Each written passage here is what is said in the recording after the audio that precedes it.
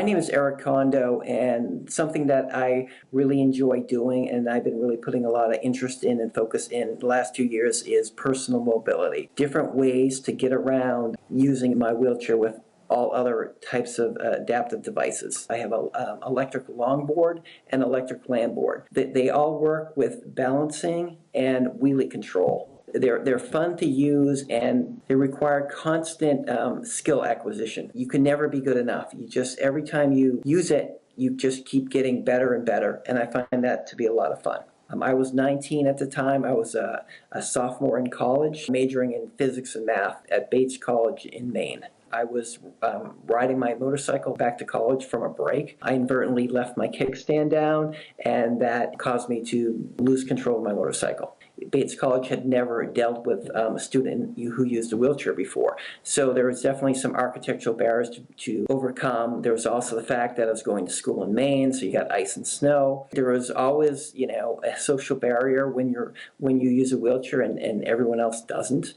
Part of breaking that down really involves how you deal with it. And if you're able to deal with it in a manner that exudes confidence, I think that people just come to accept it, and it becomes less and less of a problem. I had my injury in October, and I was back in school in January. As far as when I felt I was back to normal, I don't think that there is any way to say what that is. I'm not going to say that my accident wasn't devastating to me. I think it was. My personal philosophy on life is that, life is not fair. And honestly, I wouldn't want life to be fair, because if everything was fair, it's actually pretty boring. The question of why did this accident happen to me isn't really part of it, and it happens to lots of people all over the world. Different things happen to people, things that are a lot worse than spinal cord injury. Right now, as we speak, I'm in my house. I'm married. I have 3 kids. They're teenagers now. I have my own businesses, which consist of real estate and small businesses. I'm involved in quite a bit of adaptive sports. So I'm not going to look back and say, oh, geez, I wish this didn't happen, because then I would literally be wishing away the last 30 plus years of my life.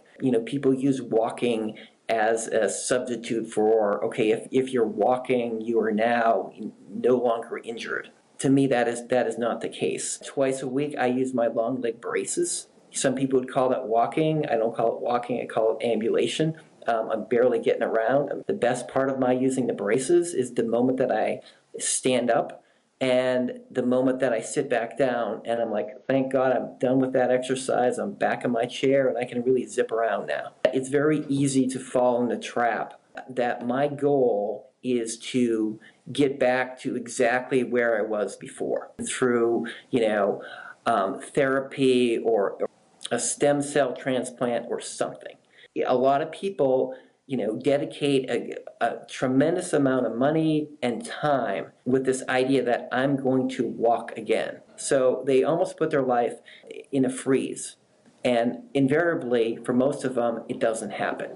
But in the meantime, they have not progressed with their life, as it is. So I guess my message is just recognize you can do both. If you want to work on, therapy and you want to work on trying to walk again, that's great. But don't ignore your current life at the same time. Do both in parallel. There is a much different level of expectation for mobility for able-bodied people. There are lots and lots of opportunities. And these mobility devices, a lot of them are just for fun.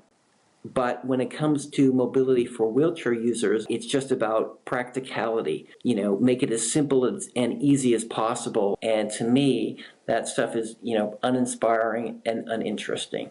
I was up at a skiing event at Stoke, Vermont, and I created I modified one of my devices. I call it the Snowbot, which is literally a motorized device with a ski on the front that allows you to zip around snow.